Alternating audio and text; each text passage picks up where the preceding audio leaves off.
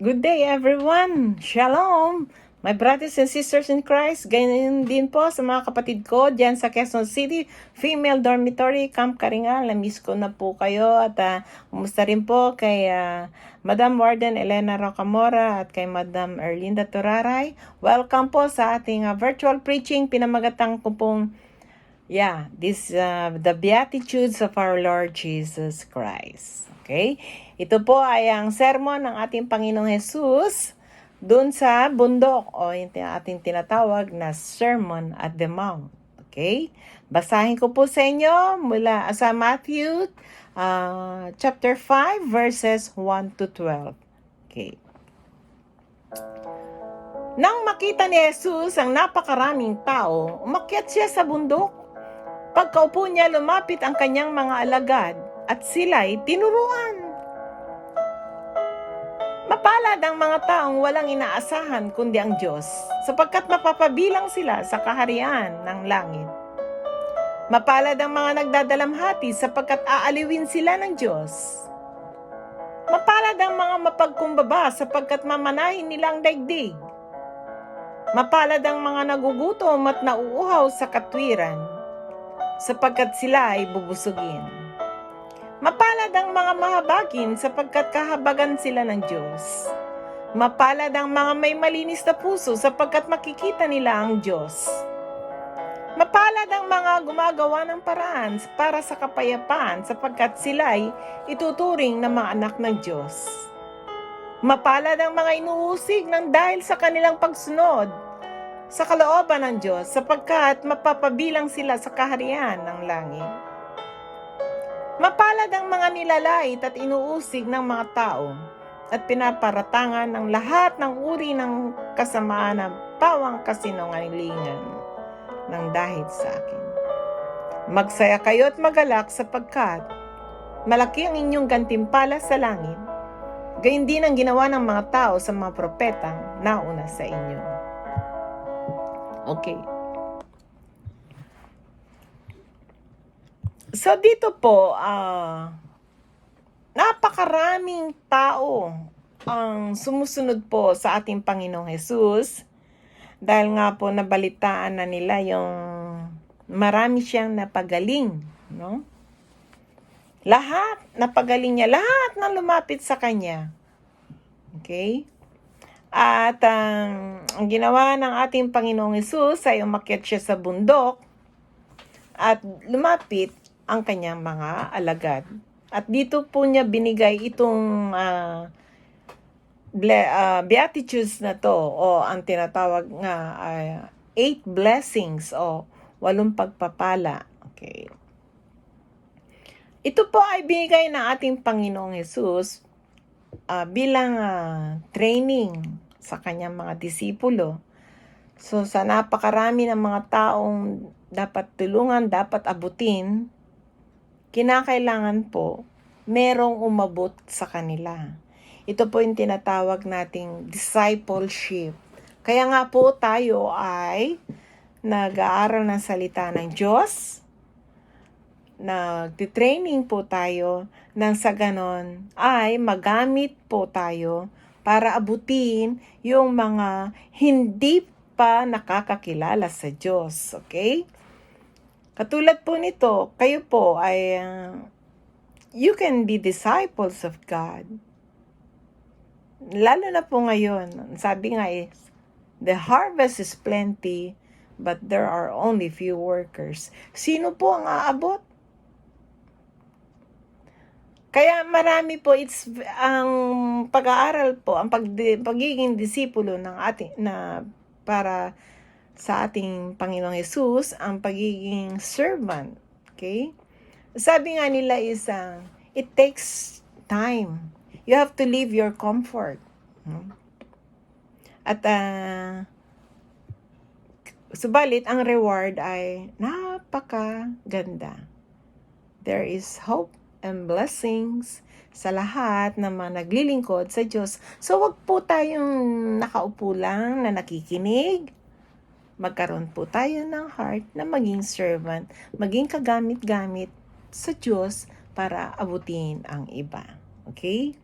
And ito nga po yung training na ginawa natin Panginoon, binigay niya po sa mga disipulo po, sa mga disipulo niya, sinabi, itinuro ang beatitudes na to, no? Ang mga blessings at para din ipamahagi sa lahat.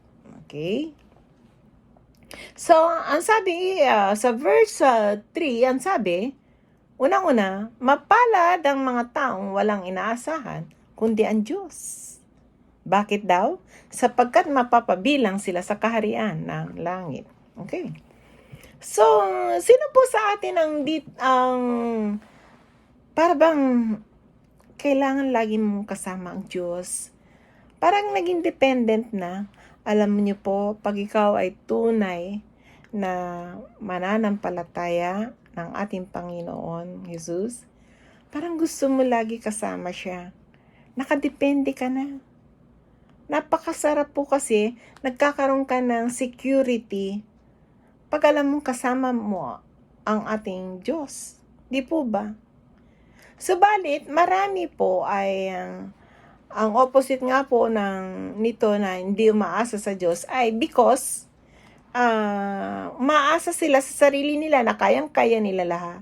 Kayang-kaya na nila. At umaasa rin sila sa iba. Sa ibang tao. Imbis na ang Diyos lamang. Dahil sa Diyos, walang imposible. Gaano man kalaki ang problema mo, ay walang imposible sa Diyos, no? Kaya lagi tayong umasa sa Diyos at hindi rin po natin nakikita ang kalaban katulad nito sa COVID-19. Hilingi ang Diyos ang magpoprotekta sa atin dahil nakikita niya lahat eh. Makapangyarihan siya, all-knowing. At yung nakaraan, ngayon at darating, alam na alam niya. Kaya we have to be dependent on God. We don't have to worry. Lahat ng pangangailangan natin, let us leave everything unto God. Dahil we know, pag binigay natin sa Diyos, siya lang naasahan natin natutulong, ay gagawa naman paraan ang Diyos para mapagtagumpayan natin ang anumang problema na meron tayo. Okay. Ngayon, dun sa yung kabaliktaran naman, yung self-sufficient. Tandaan po natin, gaano ka mang kayaman, wala yan. Dahil ang buhay dito sa mundo, temporary lang. Mamatay at mamamatay lahat ng mga tao. Tingnan nyo, si Steve Jobs, si Henry C., yaman po nila. Iwan din nila yung kayamanan nila. Di po ba? Sabi nga ni Steve Jobs lahat nga daw ng mga pinagpaguro niya parang nagtrabaho siya na nagtrabaho. Everything in vain. Lahat useless. Baliwala lahat. Tulad din na sinabi ni Haring Solomon, no, sa Ecclesiastes, everything is in vain. Subalit, kung ang Diyos ay nasa sayo at talagang dikit ka sa Diyos, sabi ang blessings, mapapabilang sila sa kaharian ng langit. Diba? Napakasarap. Na tayo ay mapupunta sa langit. No? Sumunod, mapalad ang mga nagdadalamhati sapagkat aaliwin sila ng Diyos. Itong pagdadalamhating ito ay yung nagdadalamhati dahil meron silang mga yung naranasang may mga namatayan, no? Na nagdadalamhati at sabi nga yung nagdadalamhati rin po dito ay yung ding mga taong na nagsisisi, feeling sorry for their sins. Parang pagkausap natin ng Diyos, bakit tayo naging makasalanan pa? Yung pag nakikita mo ang ating Panginoong Hesus na ang kanyang kamatayan, pinahirapan siya, pinakot siya sa krus nang dahil sa ating kasalanan. Lahat yun ginawa ng ating Panginoong Hesus para tayo ay maging malinis sa harap ng ating Diyos Ama. Dahil walang sino man ang pwedeng humarap sa Diyos Ama kung di ka maniniwala sa Panginoong Hesus bilang iyong tagapagligtas at Panginoon. Dahil imbis na tayo ang mamatay sa ating kasalanan, inako lahat ng ating Panginoong Hesus ang ating kasalanan. Kaya pagharap natin sa ating Diyos Ama, malinis na po tayo. Pero paano na yung mga hindi naniniwala sa Kanya? Kaya mapalad tayo na tayong naniniwala sa Kanya. Kaya nga you can really feel sorry for your sins, no? At talagang katulad nga po yung tax collector doon sa Lucas, ang sabi nga is nung hindi siya makatingin sa langit, ang sabi niya, inaano niya yung dibdib niya dahil talagang sabi niya, Lord, have mercy. Sabi niya, ako'y makasalanan, patawarin mo ako, no? Kahabagan mo ako. Yun ang sabi So, talagang very sorry siya sa nagawin niyang kasalanan. At ang sumunod, ang sabi nga is mapalad ang mapagkumbaba sapagkat mamanahin nila ang daigdig. So, watch out, kayong mga mayayabang ha? Bakit nga mayabang yung mga tao? Because they want to please men, no? Gusto nila maganda ang tingin sa kanila ng tao. Para bang irespeto sila ng tao, no? Yabang-yabang, kahit di naman totoo. Marami. Mga nagpapanggap na, ngayon, mayaman, pero daw, hindi naman. Okay? At yung iba naman na nakapwesto, maganda ang kanilang kalagayan sa trabaho, yung position nila, hindi nyo kinakailangan magyabang. Kasi, hindi mo rin alam mangyayari kahit na anong talino mo. Diba? Mamaya, bigla ka dyan, nag-collapse, na atake, o di na imbalido ka. O kaya, sobrang yaman mo, o kaya ang business mo, mamaya nalugi yung business mo, kita mo ngayon, daming nalulugi. So you don't have to be proud. Ang sabi ng Diyos, magpakumbaba ka. Okay? At mamanahin nila ang daigdig. Okay? Ayaw ng Diyos kaya nga ng mayabang. No? So tayo nga po ay kung mananatili tayong mapagkumbaba sa lahat, no? Kahit na tayo ay masenso na. Patuloy God na tayo makilubilo sa lahat ng tao. Lahat pantay-pantay. Walang mayaman, walang mahirap. Pantay-pantay lahat. Hindi yung kung mayaman ang ganda-ganda na trato mo, pero pag nandito nako, halos masama ang pagtrato mo. No. Kailangan po natin magpakumbaba sa lahat. Okay? And next is mapalad ang mga nagugutom at nauuhaw sa katwiran sapagkat sila'y bubusugin. Sabi nga, blessed are those who hunger and thirst for righteousness. Hindi po sinasabing, blessed are those that are righteous. Hindi po. Ang sabi, blessed are those that are hungry, no, and thirsty for righteousness. Those who hungers and thirst for righteousness, because there's only one righteous, and that is God. Only one is good, and that is God. Lahat ng tao makasalanan. No one is righteous. At sabi nga is dito, we are hungry. We are thirsty for righteousness. And ang righteousness po na sinasabi ay, you have to be righteous and you are doing righteousness. Ibig sabihin, you have to be good. At the same time, you are also doing good. Hindi pwedeng yung you are good lang. Kailangan makita rin ang pagiging good mo sa ibang bagay, sa ibang mga nangangailangan, no?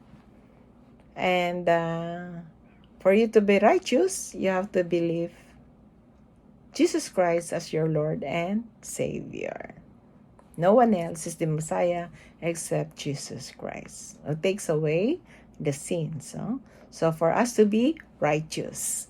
And sabi nga, we continue doing good dahil yan ang nais ng ating Panginoon. And the blessing, tayo daw ay bubusugin. We will be filled. We'll be contented, no? Filled, kompleto. Hindi yung, naranasan mo na ba yung kahit na napakayaman mo, kahit na lahat nandyan na, but something is missing. But, sabi dito, you will be filled. There's no emptiness in you. Okay? Next is, mapalad ang mga mahabagin sapagkat kahabagan sila ng Diyos. So, kung hindi ka mahabagin, let's say, doon sa mga nangangailangan, no? Kailangan din yung action. Hindi lamang po yung may pera ang tumutulong. Kahit po yung mga walang gaanong o malit lang ang financial na may tutulong or wala man. Ang importante ay yung pagtulong mo, yung physical na pagtulong mo, even your prayers, yung nandun ka na inalalaya mo sila, whatever, kung ano yung pwede mong maitulong, no? At ang sabi nga yung mahabagin, ang tawag dito is, nararamdaman mo, kung ano man problema mayroon ng kapwa mo, nararamdaman mo yung nararamdaman nila. Yun pong tinatawag nating empathy, no? At kaya dahil nararamdaman mo yan, nagkakaroon tuloy ng drive para ikaw ay gumawa, matulungan sila. Hindi mo lang sila pababayaan because you know how they feel. Gusto mong gawin yung makatulong ka man lang kahit papano sa kanila. And sabi, mapalad ka ang mabagin dahil God will also show mercy. Okay? At mapalad ang mga may malinis na puso sapagkat makikita nila ang Diyos. Okay? Ang sabi nga natin is, ang tinitinan po ng Diyos ay ang puso. Kahit gumagawa ka ng mabuti sa mata ng tao, no? Subalit, ang puso mo ay iba naman ang motibo. May iba kang motibo, no? Ang sabi nga is, masama ang motibo mo. Sabi nga nila pag-eleksyon ako po. At daming magagandang ginagawa yung mga politiko. Lahat, puro pangako. Ang gaganda. Naka-smile. No? Very accommodating. Gano'n. Subalit, yung sa heart po nila, gusto lang po nilang mga panya manalo. Di ba? Ngayon, kung talagang nangangailangan po ang ating may pangangailangan talaga, hindi po naghihintay ng eleksyon yan. Ginagawa po yan any moment.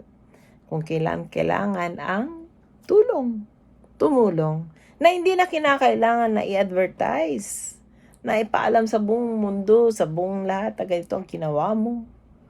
Dahil yan, nakikita yan ng Diyos. Kaya pag gumawa po tayo ng maganda, dahil yun ang nais natin, makatulong. Ginagawa natin yun dahil we love God and we love our neighbors. Hindi mo naman gagawin yun kung di mo mahal ang Diyos. Hindi mo magagawin din yun kung di mo mahal ang kapwa mo. And that is your heart. At manatili tayong malinis ang ating puso. Kung tayo nagkakasala, humingi kaagad tayo ng kapatawaran sa ating Diyos. At patatawarin naman niya tayo dahil alam naman niya ang ating heart. Okay? At ang sabi rin, mapalad ang mga gumagawa ng paraan para sa kapayapaan sapagkat sila ituturing ng mga anak ng Diyos. Okay, so yung mga peacemaker po, hindi yung lalong nagugulo, no? Nagkakaroon ng division. Kailangan daw po unity, magkaroon ng kapayapaan. So, yung mga gumagawa daw ng paraan, yung mga gumagawa ng paraan para sa kapayapaan, anong sabi? Sila'y ituturing na mga anak ng Diyos. Kaya po yung kadalasan ng dito, yung mga chika-chika, yung mga chismis, nako, mamaya makita mo, naghihiwalay na yan, away na dito, kampihan na, lalong nagkagulo-gulo. Imbis na magkaroon ng unity, pagbatiin, wag mong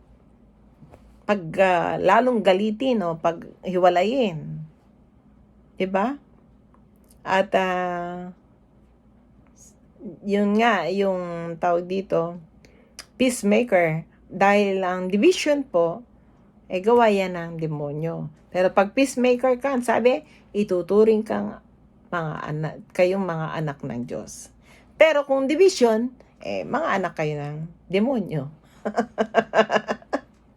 So, be peacemaker Kaya pagka may nakita kayo may nag-aaway, huwag ka nang nanahimik dyan. Try to make ways para magkaroon ng unity and peace. Okay? And then, mapalad ang mga inuusig ng dahil sa kanilang pagsunod sa kalooban ng Diyos, sapagkat mapapabilang sila sa kaharian ng langit. So, tayong mga sumusunod sa kalooban ng Diyos, kahit tayo inuusig dyan, mapalad tayo. Dahil tayo ay mapapabilang, wow, sa langit. Di ba? Kaya nga pagka umaten kayo dyan ng Bible study, training, katulad yan, kahit kantsawang kayo dyan, kahit na anong marinig ninyo, huwag niyong pansinin. Ang mahalaga ay sumunod tayo, saan? Sa kalooban ng Diyos. Nais ng Diyos na tayo mag-aral ng kanyang mga salita. Nang sa ganon, nais din niya tayo na ituro yung mga salitang yun. At yung sabi nga is, we should not be man pleaser, but we should be God pleaser. At ang reward ay mapapabilang tayo sa kaharian ng langit. Wow! Okay. Kaya sunod lang po tayo na sunod sa kalooban ng Diyos. Amen? And then, ito po yung last. Mapalad ang mga nilalait at inuusig ng mga tao at pinaparatangan ng lahat ng uri ng kasamaan na pawang kasinungalingan ng dahil sa akin. Magsaya kayo at magalak sapagkat malaki ang inyong gantimpala sa langit. Gayon din ang ginawa ng mga tao sa propetang nauna sa inyo. So, mapalad daw yung mga taong kahit nuusig, At sabi nga, dito sa Pilipinas, mapalad tayo dahil meron po tayong kalayaan sa pag-worship, no? At hindi pares po sa iba na lalo na sa communist countries, no? Bawal yung ganyan, yung mga religion. Nakita nyo sa China, wala silang Diyos. Subalit, meron po tayong mga Christian missionaries din, no? Na talagang malakas ang loob nila, talagang ready sila, kahit pa sa anong paraan, talaga pa rin sinisingit nila ang salita ng Diyos. Even doon sa iba pang mga bansa. No? Yung po, hindi po sila natatakot kahit usigin sila, sapagkat at ang reward naman po ay malaki ang kanilang gantimpala sa kalangitan. At ang example nga ay tulad ng mga propeta, mga naunang propeta na inusig din ng mga tao. Iba kinulong, pinatay, mga ganun. So, mapalad po yung mga taong handang ibigay ang kanilang buhay para abutin ang mga taong hindi pa nakakaabot ng salita ng Diyos, para ipangaral ang salita ng Diyos. Kahit na anong banta dyan, threat, hindi po sila natatakot. Kaya, mga kapatid, manatili po tayong nagmamahal sa Diyos at umasa po sa Kanya. At tawag dito, manatili tayong mapagkumbaba. Huwag po tayong maging mayabang. No? Let us have hunger and thirst for righteousness. Let us doing things na righteous, no? Maging peacemaker po tayo.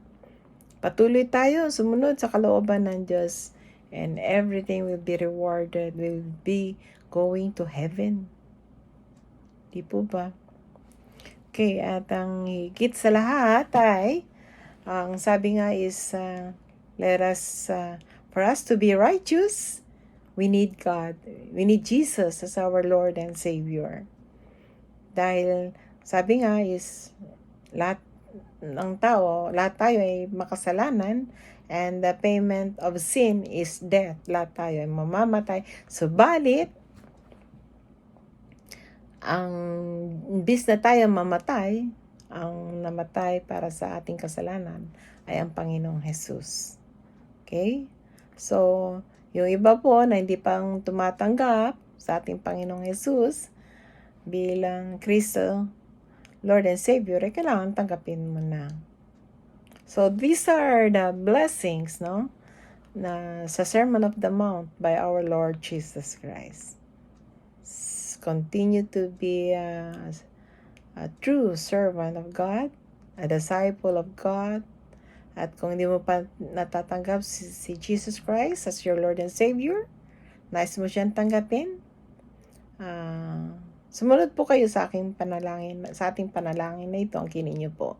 Tayo nga pong lahat ay yumuko. Amang Diyos namin sa langit, ako po ay lumalapit sa inyo, isang makasalanan. Ako po ay nagsisisi sa aking mga kasalanan. Humingi po ako ng patawad. Patawarin niyo po ako sa lahat ng mga nagawa kong hindi kaaya-aya. At mula sa oras na ito, aking pong tinatanggap ang Panginoong Hesus bilang aking Panginoon at tagapagligtas. At ako ay susunod sa lahat ng inyong mga utos. Patnubayan niyo po ako. Maraming salamat po sa kapatawaran na ginawad mo sa akin. Gabayan niyo po ako. Thank you, Lord. All this I pray in Jesus' name. Amen. Tayo nga pong lahat ay tumayo. Lord God, hallelujah, O God. Tinataas ko po sa inyo ang aking mga kapatid, Panginoon, na tumanggap sa inyo bilang Panginoon at tagapagligtas. Lord, dalangin ko po na patuloy sila mag-alab sa pagmamahal sa inyo, O God. Bless them, Lord God. Hallelujah, O God. Give them the wisdom, the guidance, the knowledge, O God, and the protection, Panginoon. At naway maging true servant mo sila, Panginoon, O God. Lord, dalangin ko rin ang ibang mga kapatiran na narito, O God, ang kanilang mga problema o inahing sa buhay, Lord. Alam mo po ito, Panginoon. We lift everything, O God, unto you. At ang kanilang mga kaso, Lord, makauwi na po sila sa kanilang mga mahal sa buhay, O Lord, sa lalong madaling panahon, Panginoon. Ito po ay posible lamang. Wala kaming ibang aasahan kundi ikaw lamang, Panginoong Jesus, dahil kayo lang po ang may kapangyarihan. At Lord, nothing is impossible to you, O God. You are God in control. Thank you, God. At ganun din, dalangin ko rin po ang lahat ng mga may karamdaman dito, Panginoon. Nataas ko po, we pray, O God, for your healing. Touch upon them, Lord God. Hallelujah. Touch them, Lord. Heal them in Jesus' name. In Jesus' name, in Jesus' name, Lord God. Thank you, Lord. Let your presence, love, healing touch, grace, peace, and mercy, O God, manifest right now, Lord. We thank you, O God, for the healing, Lord. And Lord God, hallelujah, continue to protect them, O Lord. Guide them, bless them, Lord God, hallelujah. Thank you, Lord. Dasalin po natin ang Ama namin. Ama namin, sumasalangit ka, sambahin ang ngalan mo, mapasa amin ang kaharian mo, sundin ang loob mo dito sa lupa para nang sa langit.